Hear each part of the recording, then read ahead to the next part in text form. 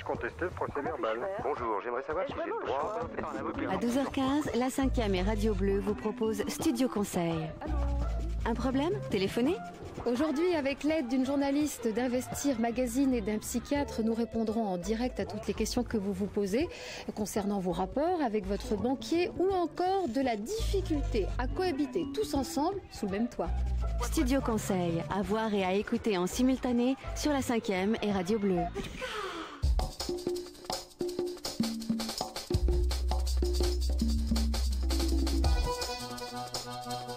Pour moi, la France, c'est d'abord un beau pays. C'est la tolérance et la culture qui inclut le savoir-vivre. Moi, en France, je me sens français. J'habite depuis 30 ans ici en France. Je crois que je suis venu complètement français. Et vous savez, la France a plein de contradictions et j'adore ces contradictions. L'état d'esprit en France, c'est pour moi un peu, il y a un côté, vous pouvez expliquer, le seau est la moitié vide ou la moitié plein. J'aime les personnes qui disent le seau est la moitié plein. Mais malheureusement, beaucoup de monde dit en France, le seau est moitié vide. L'individualisme français fait, il y a certaines difficultés de travailler en groupe et d'être dans une équipe. Vous savez, prenez la Constitution française avec le président qui est fait sur le personnage de M. de Gaulle. C'est une Constitution qui est en soi cette notion, quelqu'un doit être le leader. Il n'y a pas cette notion équipe, vraiment respecter un vis-à-vis de l'autre, ça n'existe pas. On veut toujours dégager un leader. Une toute petite histoire qui m'est passée avec mon fils, qui était inscrit au lycée.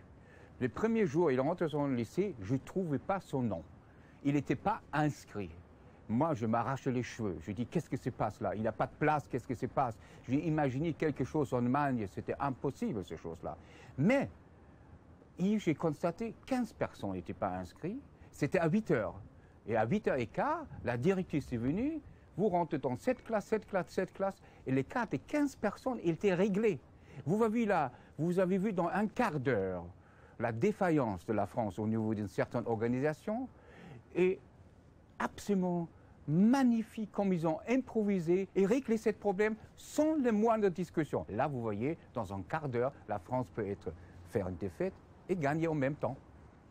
Michael Dittmann, 57 ans, metteur en scène pour l'opéra et consultant de l'UNESCO. J'habite à Paris.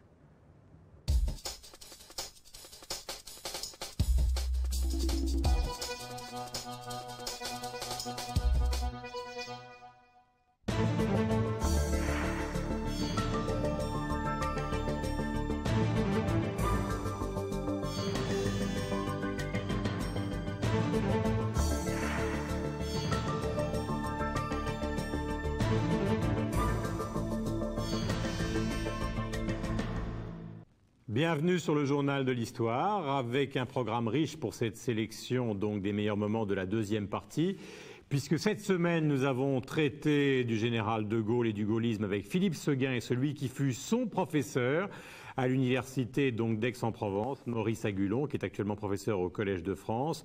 Nous parlerons de la mémoire de la collaboration en Europe avec Peter Lagroux, de Louise Michel avec l'historien Michel Ragon et de l'histoire de la gendarmerie avec Alain Corbin et Jean-Noël Luc à propos d'un colloque au mois de mars, donc à la Sorbonne. Ces meilleurs moments, je les ai choisis pour vous.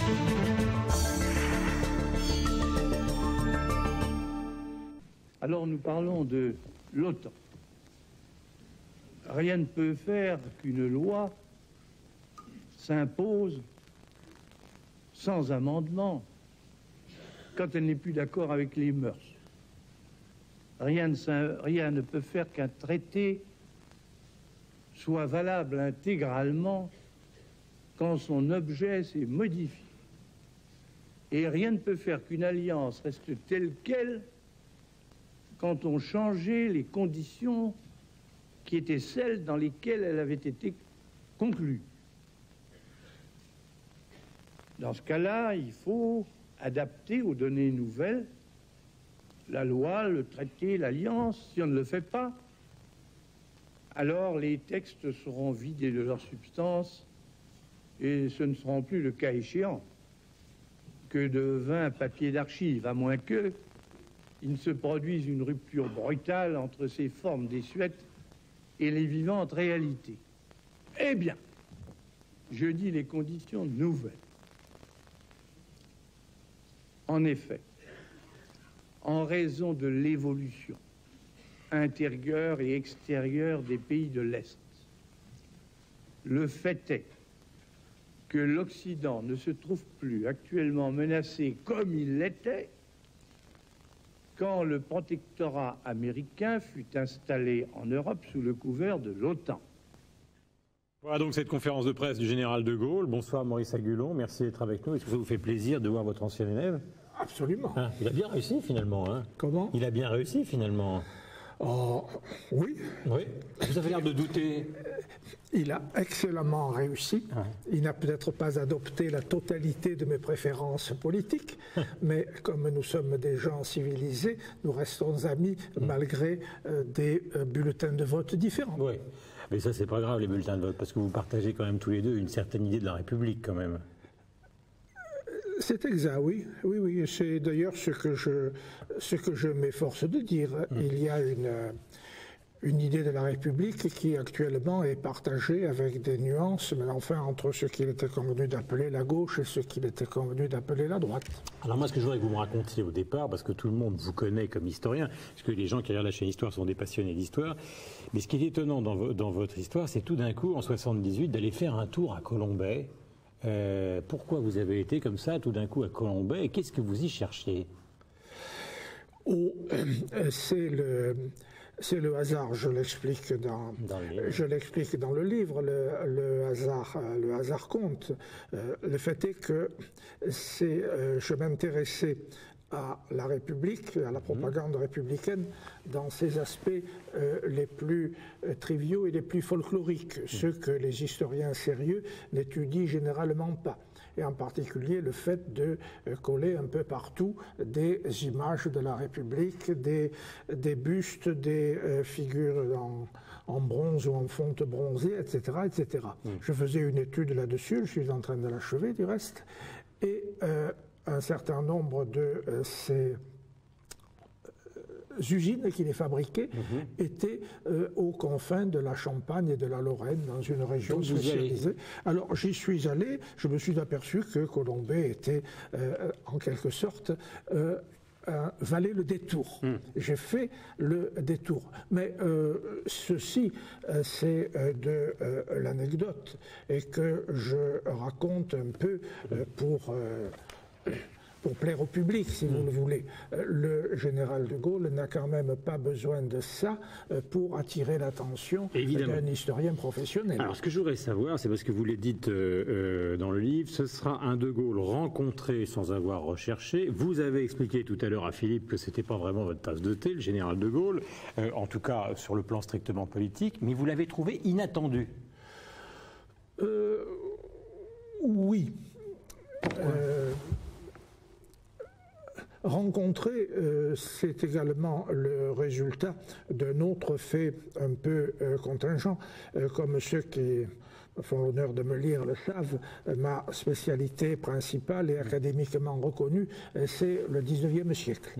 Et c'est un peu le hasard d'une pression amicale et de l'intégration dans une équipe plutôt flatteuse, celle de l'histoire de France Hachette, qui m'a poussé dans le XXe siècle et a accordé finalement, au bout du compte, un peu plus d'attention au général de Gaulle qu'à Louis-Philippe.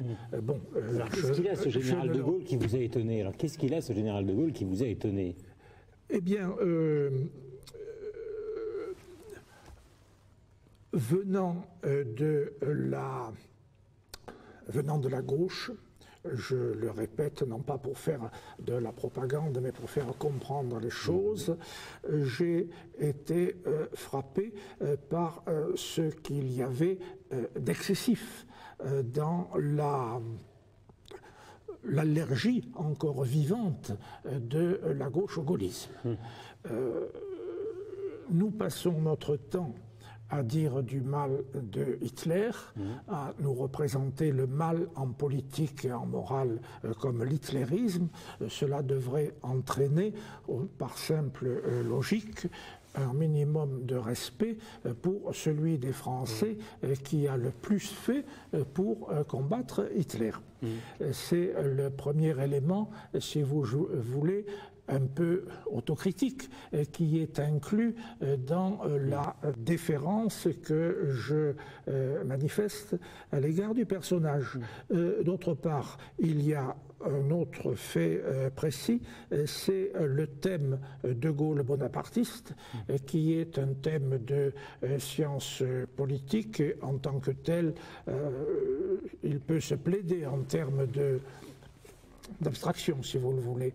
Mais cela nous a amené en 1958 à crier très fort et trop fort à l'idée qu'on était en présence, avec le 13 mai, d'un nouveau 2 décembre et qu'on allait vers un nouvel empire autoritaire qui ne pourrait que très mal finir. Mais vous savez, Maurice Agulon, sur ce plan-là, l'histoire nous a démenti et j'éprouve un peu le besoin, en tant qu'historien sérieux, c'est-à-dire qui a le sens de la complexité des choses, de poser la différence entre le 2 décembre et le 13 mai.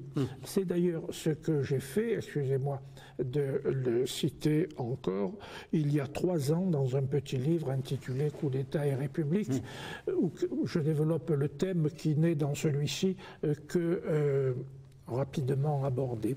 Alors dans le livre, moi je voudrais dire qu'il y a évidemment 3 parties, une partie consacrée au symbole du général de Gaulle, et là ça va nous permettre de discuter, une 3e qui est un peu le mythe du général de Gaulle, mais il y a aussi une chose qui est étonnante, et j'aimerais bien avoir votre point de vue là-dessus, c'est que vous vous appesantissez sur une phrase qui évidemment va droit au cœur de Philippe Séguin, ça c'est le professeur élève, c'est toute ma vie, ça c'est pas la phrase de Séguin, mais c'est celle de Gaulle, toute ma vie je me suis fait une certaine idée de la France. Oui.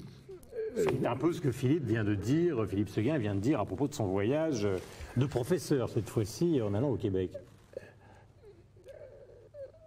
Idée est un terme à la fois simple et complexe.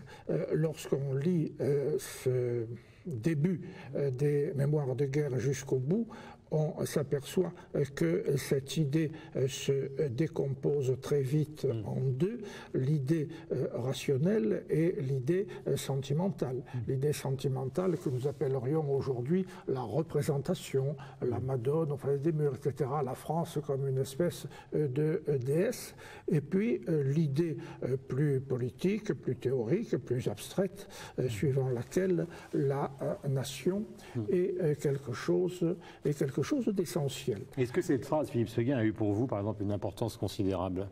Oui, bien sûr. Enfin, il en est une dans le double aspect que définit... Une autre qui est également citée, à laquelle j'ai toujours été très sensible, c'était celle qui servait de devise au journal Combat dans la Résistance.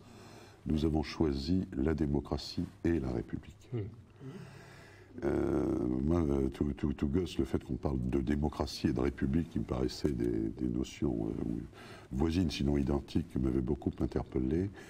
Et finalement, il y a beaucoup de signification également dans cette phrase. Et quand Maurice Agulon parle de cette espèce de double aspect qui est à la fois l'aspect politique, nation, mais en même temps l'aspect romantique, pour parler plus loin, est-ce que ça, c'est aussi quelque chose qui... Parce qu'on a dit, on a souvent... Il faisait de la communication sans le savoir. Comment ? Il faisait de la communication sans le savoir. Ouais. Mais on sent que ça vous touche, vous, parce que vous avez toujours, même dans le côté, j'allais dire, volcanique... Bien sûr, il y a cette double dimension, bien sûr, comme Maurice Agulon l'a dit, il y a cette dimension rationnelle et puis cette dimension affective, disons. Les deux se confondant. Maurice Agulon, vous êtes, vous, grand savant, mais il y a beaucoup de gens qui viennent de la gauche actuellement, par exemple des gens comme Régis Debray, des gens comme ça, qui finalement, après avoir fait un détour, d'abord, ils ont commencé par l'extrême gauche, puis après ils se sont rapprochés de François Mitterrand, et puis après, finalement, sur la fin du 2e septennat de François Mitterrand, ils se sont dit, ils ne sont pas les seuls, pourquoi pas le gaullisme ? C'était peut-être ça, finalement, la grande idée de la France. Est-ce que vous comprenez ce mouvement, enfin, au-delà de votre livre, ce mouvement ou cet itinéraire intellectuel qui n'est plus unique? Je le comprends, mais il y a bien des raisons, et vous avez cité des gens tout à fait estimables. Mais je vous dirais que ce n'est pas le mien. Je suis je suis partisan de l'Europe et de l'Union de l'Europe.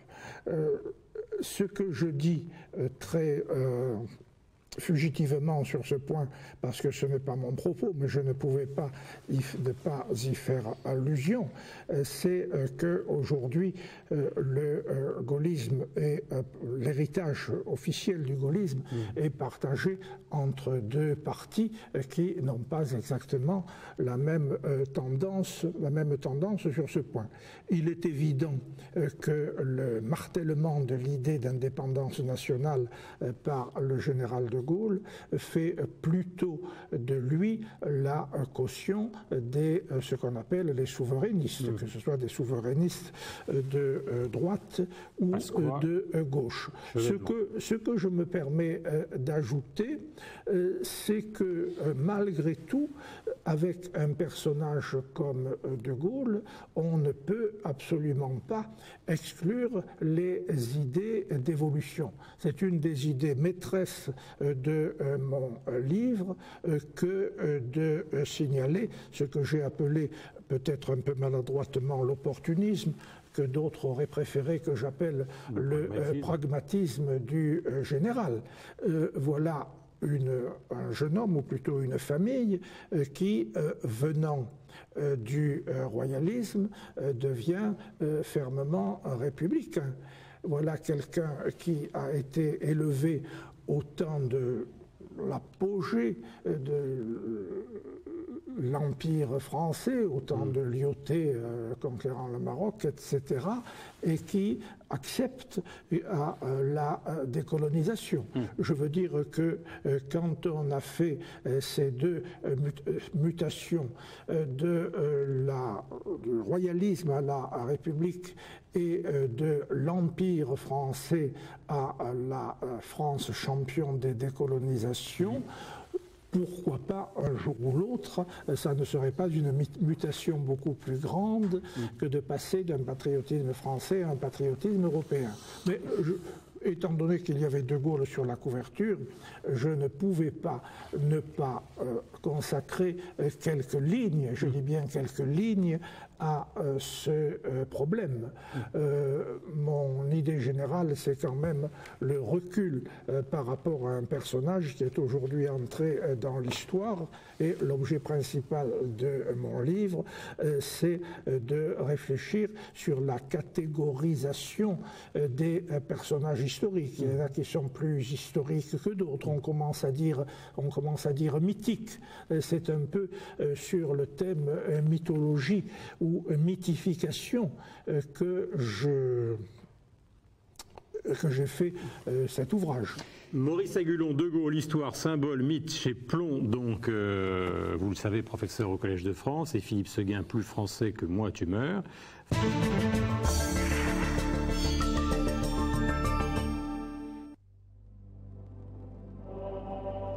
Sous la Révolution, la maréchaussée fut considérée par les citoyens comme le corps le plus utile à la nation. Plus tard, Napoléon, devenu empereur, écrit à propos de cette institution devenue gendarmerie nationale: « C'est la manière la plus efficace de maintenir la tranquillité d'un peuple. » Toujours proche de la population, omniprésent sur notre territoire, ce sont aujourd'hui près de 98 000 hommes qui surveillent, protègent, enquêtent, assistent, sauvent. Ils garantissent la protection des personnes et des biens, veillent à la sécurité publique, assurent le maintien de l'ordre et l'exécution des lois. De statut militaire, ils ont un rôle important à jouer dans la défense du territoire et voient chaque année leurs tâches accroître en nombre et en importance.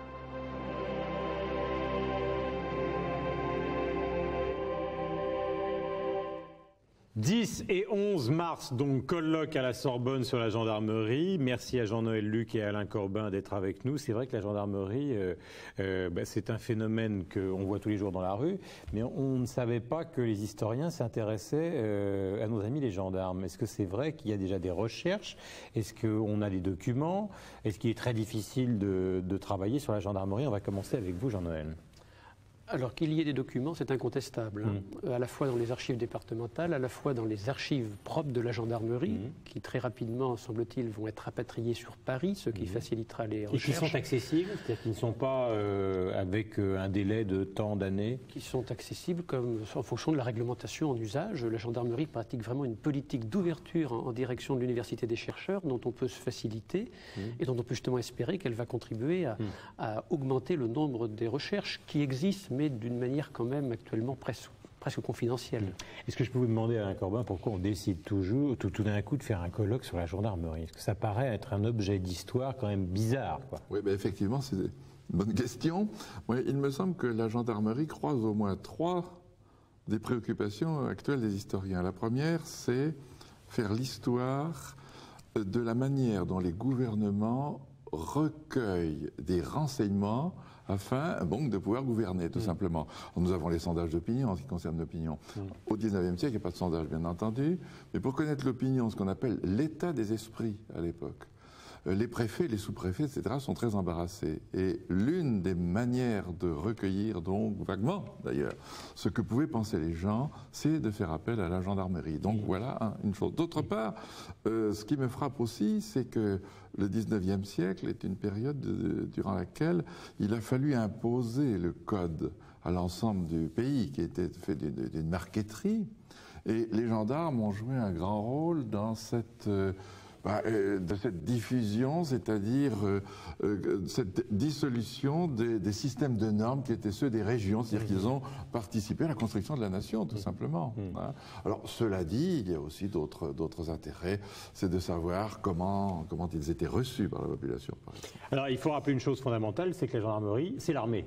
C'est-à-dire que très souvent, les gens, aujourd'hui, je parle d'aujourd'hui, très souvent, les gens font l'amalgame entre la gendarmerie et la police. Or, les gendarmes, ce sont des militaires. Tout à fait. Il ne faut pas qu'il y ait d'ambiguïté. La gendarmerie, ce n'est pas la police. Le gendarme, avant tout, il est un militaire. Son statut est celui d'un militaire. On peut dire vraiment que c'est un peu l'officier instructeur de la nation, la sentinelle de la loi.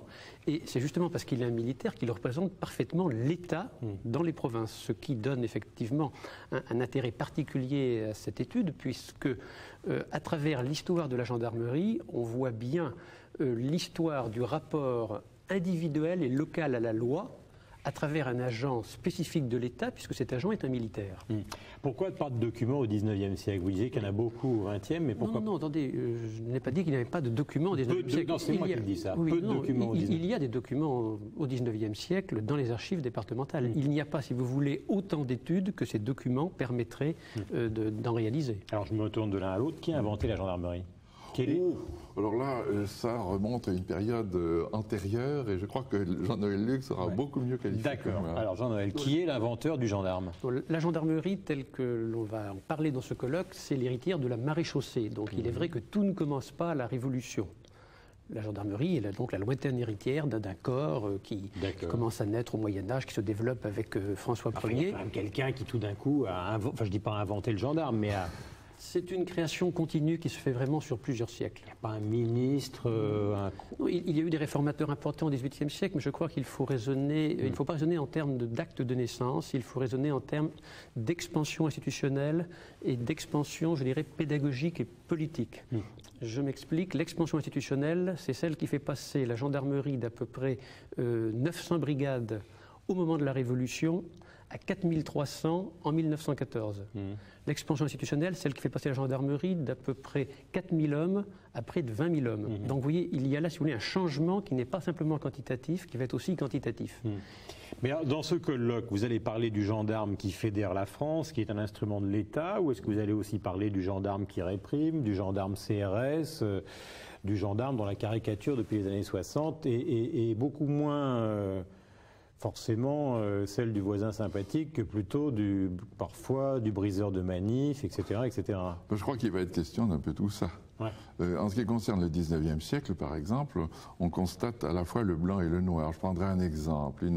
Un travail très récent sur l'infanticide en Bretagne a montré que lorsqu'une femme infanticide était accusée et que dans le village, donc, il y avait une grande émotion, que les magistrats intervenaient ainsi que les gendarmes, les témoins aimaient beaucoup mieux parler aux gendarmes qu'aux magistrats. Parce que le gendarme paraissait plus proche. Ça, c'est le côté, si vous voulez, un exemple du côté positif. C'est la proximité. Mais inversement, dans ce même siècle, dans le 19e siècle, les gendarmes sont aussi très mal vus. Parce que précisément, ils contribuent à appliquer la loi. Et en 1851, par exemple, à Clamecy, il y a une émeute, et le gendarme Bidan est percé d'au moins 34 ou 50, je ne sais plus, coups de couteau, parce que la population avait accumulé en quelque sorte son hostilité. Autre exemple, dans les montagnes, où la loi a évidemment progressé un peu plus lentement, je pense aux Pyrénées, où les insoumis militaires étaient nombreux, les gendarmes avaient pour mission d'aller chercher donc ces insoumis qui étaient une sorte de déserteurs en quelque sorte, et les villages faisaient bloc contre les gendarmes. Alors à ce moment-là, les gendarmes avaient leur chapeau piétiné, ils avaient toute une série de problèmes. Et à la limite des départements, leur action était moins vive, si vous voulez, ou moins forte qu'au centre des départements, parce qu'ils étaient plus isolés, moins nombreux, qu'il y avait des sortes de zones d'illégalisme. Autrement dit, au XIXe siècle, il y a à la fois, attention, on les aime bien, on les craint, parce que précisément, ils sont les agents de l'État et les agents de cette construction de la nation. Alors, question politique, est-ce que le gendarme, qui est un agent de l'État et qui fédère le pays, tout d'un coup s'est mis en position, comme ça existe dans d'autres pays, de contester l'État ? Au XIXe siècle 19e, 20e Là, le colloque porte sur le XIXe siècle, donc je crois qu'il faut raisonner en historien et en rester au terrain de recherche actuel. Au XIXe siècle, non, le problème ne se pose pas du tout. Le gendarme, je vous dis, il est l'agent de l'État et il n'est pas là pour contester. Il n'y a pas eu il n'y a pas d'exemple de gendarmes putschistes, enfin tout d'un coup. Non, il y a un mécontentement, il y a des plaintes adressées par des gendarmes qui estiment à plusieurs reprises que leur statut est nettement inférieur à celui des autres forces armées, et en particulier que leur solde est ridicule. On est même obligé, à la fin de la monarchie de Juillet, de voter en urgence une loi pour accorder des bons de pain gratuits aux gendarmes, tellement leur situation matérielle est quand même assez médiocre. Je vais revenir aujourd'hui, mais vous allez me dire si c'était vrai aussi pour le 19e siècle. On se souvient par exemple quand François Mitterrand est arrivé au pouvoir, il se méfiait tellement de la police, réflexe de gauche classique, que finalement il s'est appuyé, peut-être d'ailleurs à tort après, parce qu'il y a eu pas mal d'histoires et de scandales, mais sur la gendarmerie. Est-ce que on a des exemples justement pour le 19e équivalent, c'est-à-dire de pouvoir qui tout d'un coup vont plutôt sur les gendarmes que sur les policiers ? Il n'y a pas de gendarmes à Paris, d'abord. Et donc, par conséquent, je crois que c'est autre chose. Ça, c'est une des raisons du retard de l'histoire de la gendarmerie. Parce qu'on s'est toujours intéressé d'abord à ce qui était très visible, ce qui se passe dans la capitale. Bien sûr. Mais en ce qui concerne la question que vous posez, là, moi, je n'en vois pas d'exemple, mais peut-être j'en ai lu. Je crois en fait que la situation est assez complexe parce que tous les gouvernements, d'une manière ou d'une autre, ont pu à la fois célébrer la gendarmerie et un petit peu s'en méfier. Je crois qu'il faut sortir vraiment d'une vision un petit peu manichéenne de l'histoire de la gendarmerie au XIXe siècle. On trouve des jugements à la fois on trouve des éloges, on trouve des critiques. Napoléon dit que c'est une arme d'élite. Marcel Samba, le député socialiste, un siècle plus tard, dit que c'est un remarquable instrument pour les coups d'État. Mais entre les deux, Gambetta dit que c'est le corps le plus méritant de la nation. Je pense que c'est un corps dont l'État a besoin et dont il peut se méfier, c'est vrai, avec cependant une nuance fondamentale, enfin je pense que ce sera peut-être un des débats du colloque, c'est que c'est un corps qui n'est peut-être pas aussi inapte à la démocratie qu'on veut bien le dire, même au XIXe siècle, malgré certaines de ses actions, malgré le reproche d'espionnage politique que des officiers eux-mêmes font à propos de la gendarmerie sous le Second Empire, parce que c'est un corps qui génère un peu en son sein des contre-pouvoirs, ce qui est un petit peu particulier par rapport à l'armée ou même par rapport à la police. Est-ce que, par exemple, la gendarmerie, puisqu'on sait que le 19e siècle, ça a été celui de la bataille, il y a la République, puis les deux empires, puis la tentative de MacMahon de réinstaurer la monarchie. Est-ce que le gendarme, de ce point de vue-là, a joué un rôle de militant républicain contre les tentatives, enfin bon, les deux empires on les connaît, mais de restauration de la monarchie? Est-ce que c'est un corps républicain? En l'état actuel de la recherche, il semble que la gendarmerie ait été au service de celui du régime en place. C'est-à-dire que la gendarmerie est peut-être considérée comme impériale sous l'Empire et républicaine sous la République. Je ne pense pas qu'on puisse attribuer un rôle de militantisme au corps en dehors de l'appartenance donc au régime. C'est un corps légaliste qui reste quand même marqué pendant longtemps par une certaine nostalgie impériale. entre autres parce que le Premier Empire lui a donné un rôle fondamental, y compris sur les champs de bataille. Le Premier Empire l'a associé à l'administration de l'Europe napoléonienne. Le Second Empire va aussi revaloriser son statut. Et il est vrai qu'on peut parler d'une républicanisation du corps à la fin du XIXe siècle, mais cette républicanisation ne sera peut-être pas immédiate. Est-ce que les gendarmes au XIXe siècle ont eu, puisqu'il s'agit justement de militaires, à intervenir sur des terrains qui n'étaient pas simplement ceux de l'Hexagone, mais qui pouvaient être ceux de l'Empire? Oui, bien sûr. Ah oui, la gendarmerie était présente chaque fois que la ligne, chaque fois que l'armée de terre investissait les opérations coloniales, la gendarmerie était présente au titre de la prévôté pour faire la police de l'armée, et ensuite elle contribuait aussi. Ils ont été où alors? Ils sont allés sur tous les terrains, coloniaux. Est-ce qu'il y a des gendarmes, je ne dis pas célèbres parce que ça fait un peu people de dire ça, mais est-ce qu'il y a quand même des gendarmes, enfin des commandants de gendarmerie qui ont joué un rôle au XIXe siècle qui n'était pas un rôle anodin au regard de l'histoire? Ou est-ce que c'est toujours un corps vous savez, nous sommes vraiment au début d'un chantier, ce qui d'ailleurs est passionnant pour l'historien, parce que nous avons des sources, nous avons des questions, nous avons ça et là, il est vrai, quelques travaux pionniers, mais nous avons quand même un continent à découvrir. Des personnalités, on en connaît, mais on cite toujours la même, le maréchal Moncey, maréchal d'Empire, qui sont entre autres illustrés parce qu'il a refusé de siéger dans le conseil qui a condamné le maréchal Ney, et qui avait dit au roi qu'il demandait aux ses accusateurs de dire où ils étaient lorsque le maréchal Ney, lui, se battait sur les champs de bataille, ce qui montre quand même un certain courage. Pour prolonger la question précisément, on peut se demander pourquoi nous en savons si peu. Toujours très intéressant en histoire de s'interroger, je dirais, sur la configuration du manque. Pourquoi savons-nous si peu de choses sur la gendarmerie? En fonction de quelle logique les historiens ont fait preuve de cécité à cet égard? Donc c'est une question à laquelle je ne répondrai pas pour l'instant, mais c'est une vraie question. Est-ce que vous ne trouvez pas ça, alors là je vous demande d'être un peu moins historien, mais en même temps je ne dis pas de prendre un peu de hauteur, mais de rentrer dans le monde de l'ironie. C'est vrai que pour les gens de ma génération, les anciens 68 arts, qu'il y a un colloque sur la gendarmerie à la Sorbonne, c'est assez comique quand même. On y a pensé, bien entendu. Vous êtes des grands humoristes. On y a pensé, mais justement, pourquoi n'a-t-on pas étudié la gendarmerie? Parce qu'il y avait une sorte de tabou implicite, d'une certaine façon. Et du même coup, quand on cherche à équilibrer... Oui, mais quand on cherche à équilibrer l'histoire sociale et politique du XIXe siècle, il faut se précipiter justement en direction de ces silences qui relèvent donc de certains tabous, pas exprimés, mais que vous ressentez. Vous l'avez fait le 10 et 11 mars, vous ne l'avez pas fait le 22 mars. Vous auriez pu faire un colloque sur la gendarmerie à la Sorbonne le 22 mars, ça aurait été le sommet. Je crois que c'est une audace qu'il faut assumer. Enfin, je pense que l'université... Heureusement, je dis ça en plaisantant. Tout à fait. L'université veut regarder la gendarmerie du XIXe siècle au fond des yeux pour essayer de dépasser un petit peu le portrait officiel, les railleries toujours faciles ou les gros titres de la presse du siècle dernier. Il y a là un formidable chantier. Ils avaient une bonne image de marque, les gendarmes au XIXe. Justement, vous avez été balancé, mais selon les périodes, selon les régions. Pour reprendre aussi votre question, ce qui nous intéresse le plus finalement actuellement à la Sorbonne, dans le centre auquel nous appartenons, c'est l'histoire des représentations, l'histoire de l'imaginaire social. Donc derrière cette action de la gendarmerie, il y a évidemment le système de représentation des gendarmes et des gendarmes qui conduit à la fois leur action, leur réception, l'imposition de leur image et justement la cécité même de l'histoire à leur égard. Donc tout ça, finalement... Est-ce que quand on étudie la gendarmerie, on devient amoureux de la gendarmerie ou est-ce qu'on reste historien, très sérieux et loin de son sujet? Je crois que le Goff aime le Moyen-Âge, le roi Ladurie aime Montaillou, après tous les historiens de la gendarmerie peuvent tomber amoureux des gendarmes. Oui, mais je crois qu'il ne s'agit pas exactement d'historien de la gendarmerie. Pas historien en général. Voilà, parce que sinon ça risquerait d'enfermer dans une spécialité. Oui. Non, c'est historien donc des représentations, de l'imaginaire social, de la société du XIXe siècle, que l'on ne peut pas comprendre sans regarder aussi la gendarmerie. Alors, en tomber amoureux, ça, c'est notre affaire. C'est le problème de l'empathie à l'égard de son objet. Bon, ça peut...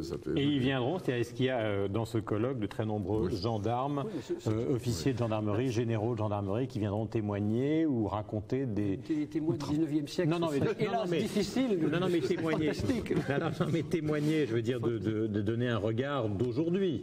Ce colloque est organisé par le Centre d'histoire du XIXe siècle et il est soutenu par le service historique de la gendarmerie nationale, qui est un nouveau service qui sert d'interface avec l'université. Et nous souhaitons bien sûr qu'un certain nombre de représentants de l'institution assistent à cette manifestation, ce qui reste avant tout une manifestation scientifique, universitaire.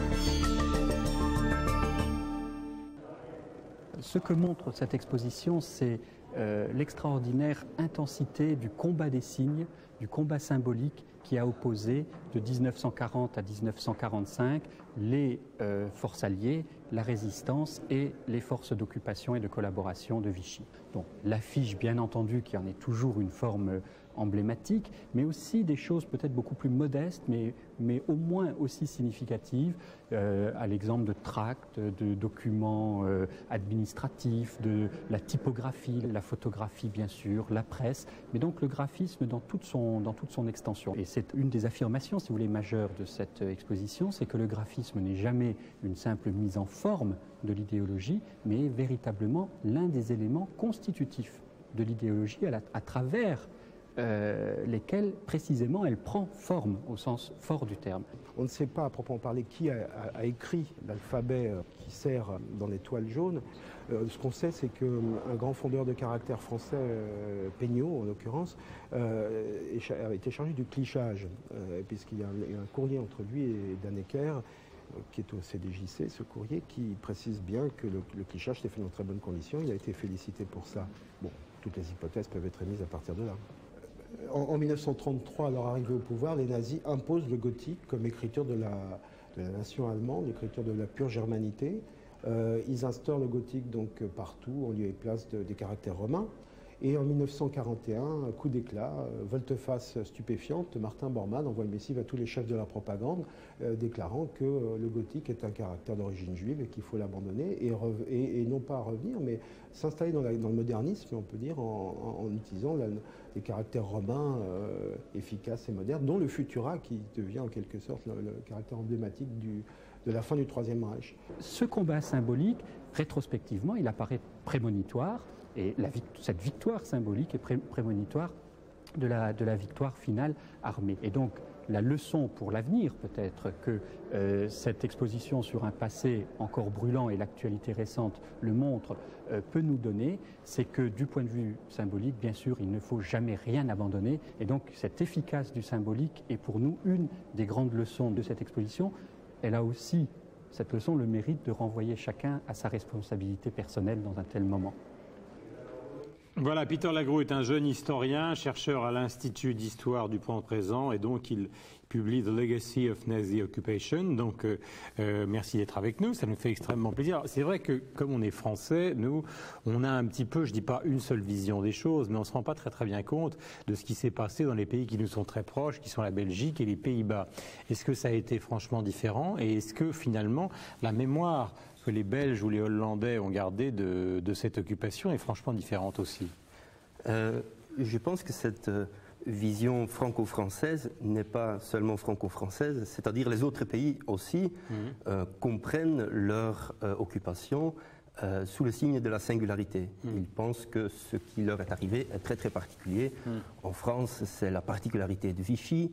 Aux Pays-Bas, ce sera la particularité du génocide, c'est-à-dire le fait que la communauté juive a été déportée à 80%, ce qui est beaucoup plus élevé qu'en France ou en Belgique. En Belgique, ce sera la question royale et les différences supposées entre flamands et wallons. Donc chaque pays essaye d'expliquer ce qui lui est arrivé pendant l'occupation sous le signe de la singularité. C'est tout à fait incomparable. Essayons justement d'aller aux Pays-Bas et en Belgique parce qu'on connaît mieux la France.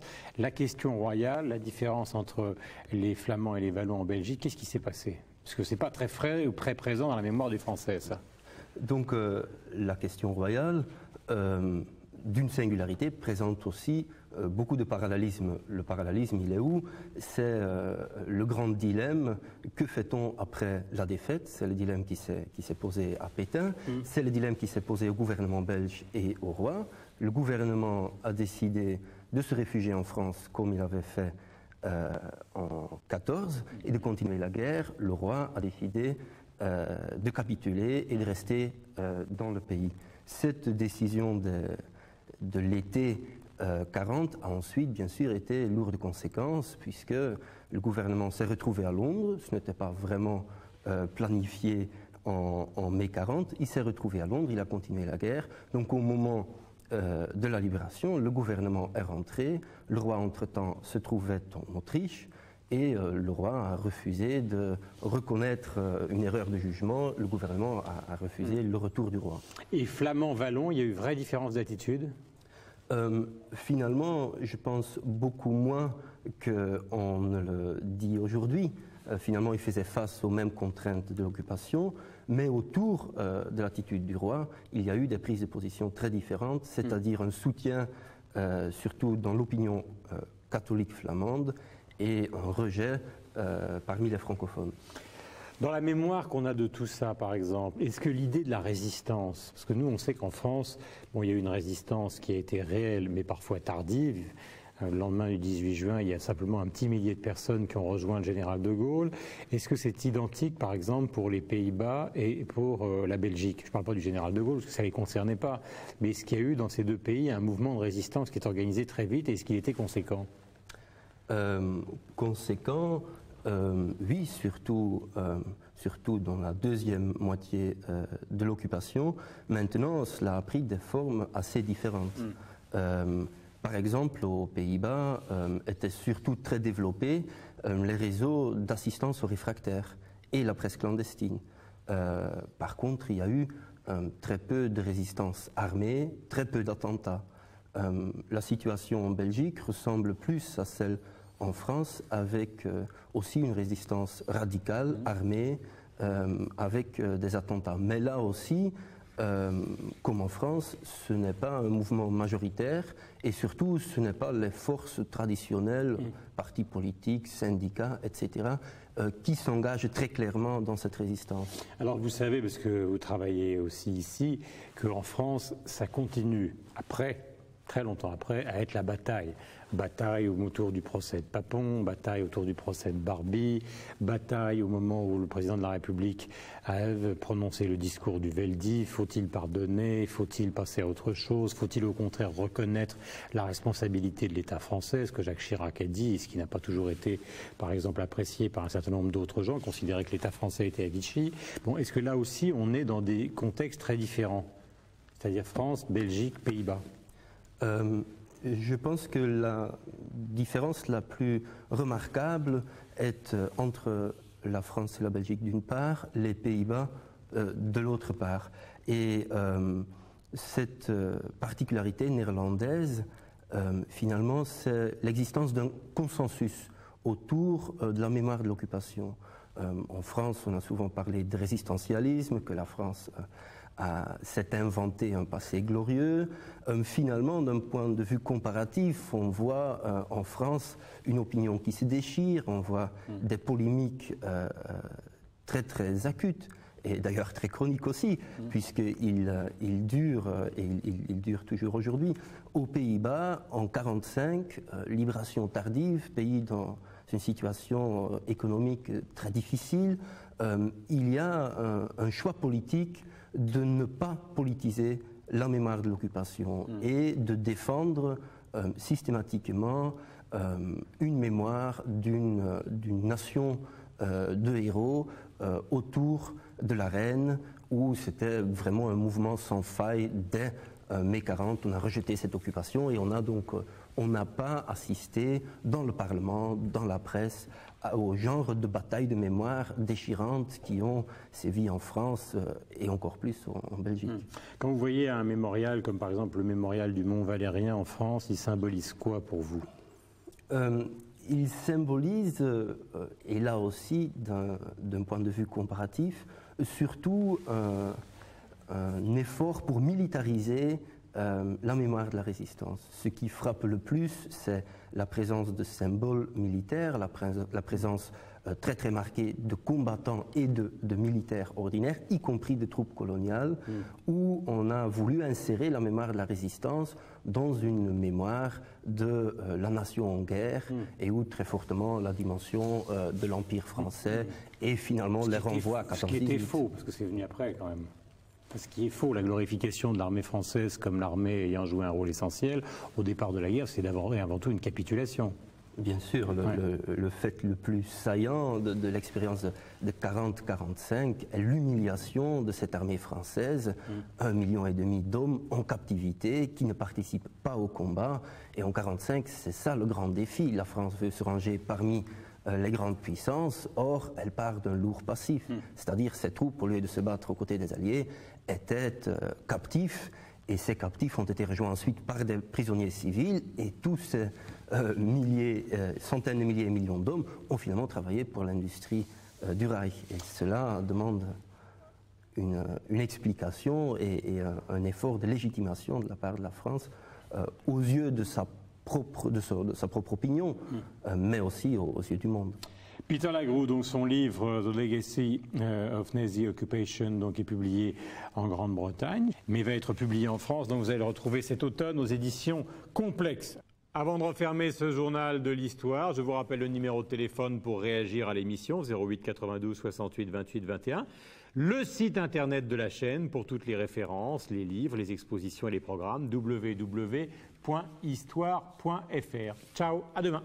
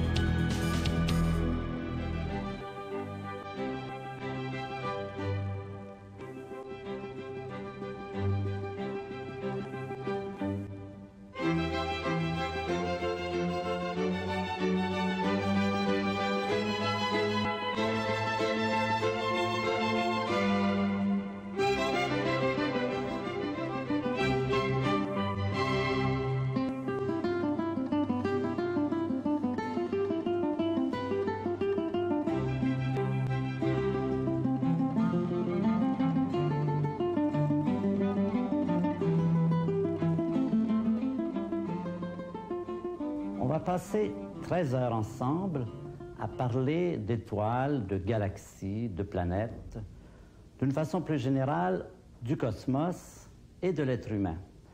Cette série d'émissions télévisées porte le titre « Initiation à l'astronomie, l'homme et le cosmos ». C'est donc dans une espèce de revue générale de ce qu'on a appris grâce à l'astronomie, mais aussi on va faire appel à beaucoup d'autres sciences, bien sûr, puisqu'on va couvrir l'histoire du cosmos. Donc, dans cette initiation, on va essayer de retracer le passé de l'univers, et dans ce passé de l'univers, on va essayer de trouver les racines de l'existence des êtres humains, de nous-mêmes. On va passer à des sujets très variés. Le niveau, je dirais que le niveau, ça va être généralement relativement simple. Il va y avoir de belles images. On a l'avantage, grâce à l'astronomie, d'avoir de très beaux documents aujourd'hui. Quelquefois, ce sera un peu plus difficile. On va faire un tout petit peu de mathématiques, pas beaucoup. Ne vous effrayez pas, on ne fera pas d'équations compliquées, mais il faudra bien faire appel à certains moments à des notions mathématiques simples. Et je crois que c'est indispensable. On ne peut pas en faire l'économie si on veut essayer de comprendre ce qui s'est passé dans l'univers, ce qui se passe, comment fonctionnent les étoiles, les galaxies, les planètes et tout cela. Voilà donc en gros le résumé de nos 13 semaines. Et aujourd'hui, on va être très général. On va essayer de dégager de toute cette histoire qu'on va raconter en détail ce qu'on peut appeler une vision du monde.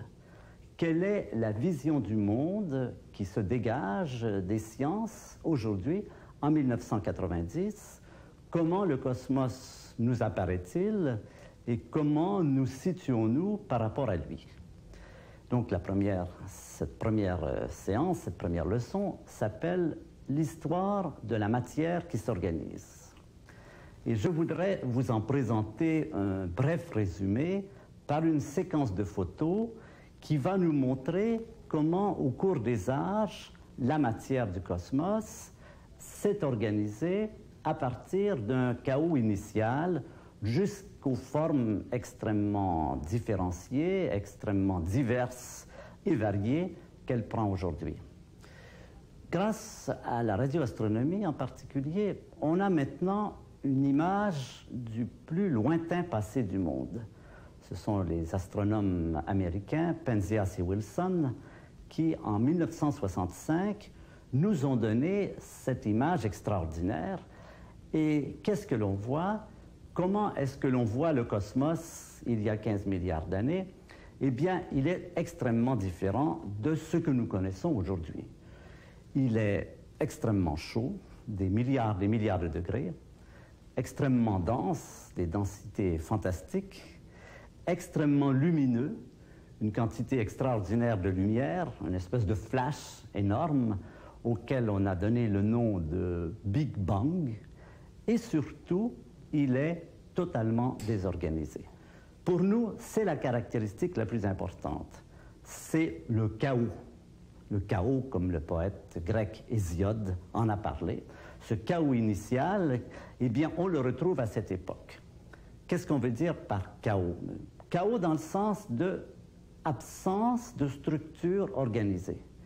C'est un univers dans lequel il n'y a ni galaxie, ni étoiles, ni planètes, ni êtres humains et animaux et plantes, évidemment, mais même pas de molécules, de l'eau, du gaz carbonique, tout cela n'existe pas à cette période, même pas d'atomes, il n'y a pas de fer, il n'y a pas de carbone, il n'y a pas d'hydrogène, il n'y a pas d'uranium.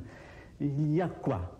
Eh bien, il y a ce qu'on peut décrire comme étant une gigantesque purée de particules élémentaires. Que sont ces particules élémentaires? On ne le sait pas très bien, mais on pense par exemple qu'il pourrait s'agir des électrons du courant électrique, les photons de la lumière, et aussi une autre particule qui s'appelle le quark, Q-U-A-R-K, dont on va parler pas mal pendant toutes ces leçons.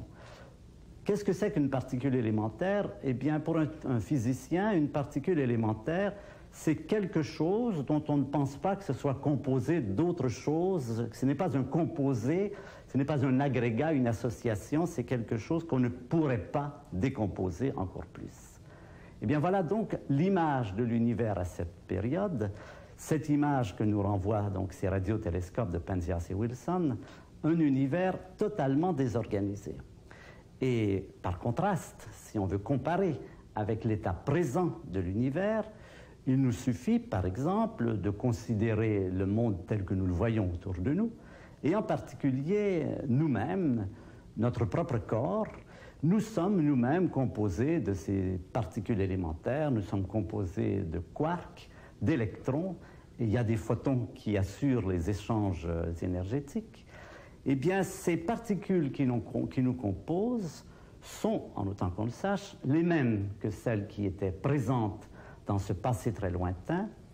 La différence fondamentale, c'est qu'au lieu d'être libres, dissociées dans cette purée où elles ne faisaient guère autre chose que de se cogner les unes sur les autres et d'aller de gauche à droite, c'est le fait qu'elles sont imbriquées dans un organisme d'une complexité, d'une structuration, d'une sophistication extraordinaire, et que grâce à cet agencement, ces particules peuvent avoir un comportement cohérent.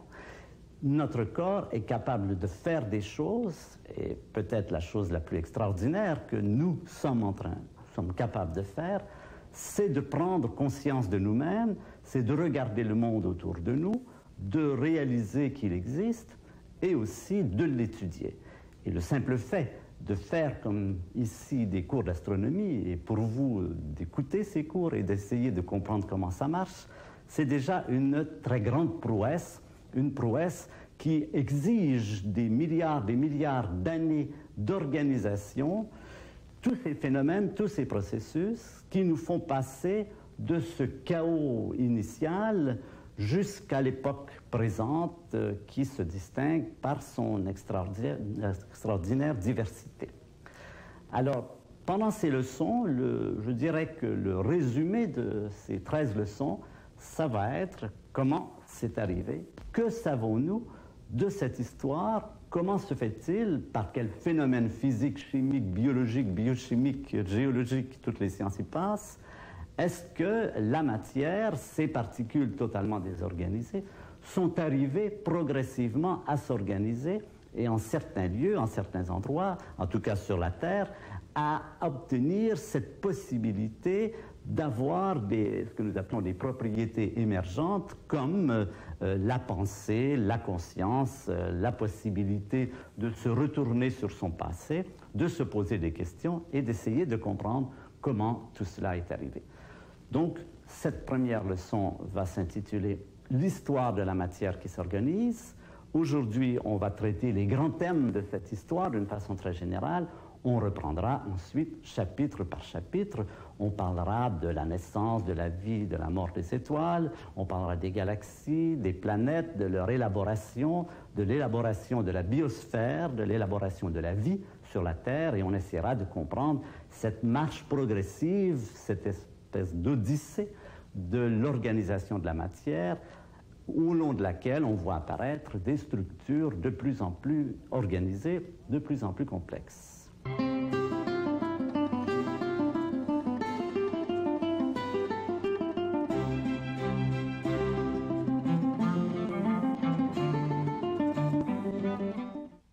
Nous allons maintenant voir quelques images en résumé de cette organisation. La première image, c'est celle que je vous ai mentionnée tout à l'heure. C'est l'image de Penzias et Wilson de cet univers totalement chaotique. On le date à environ 15 milliards d'années dans le passé. Ce n'est pas très bien connu, c'est entre 10 et 20. Il y a plusieurs méthodes d'évaluation qui concordent à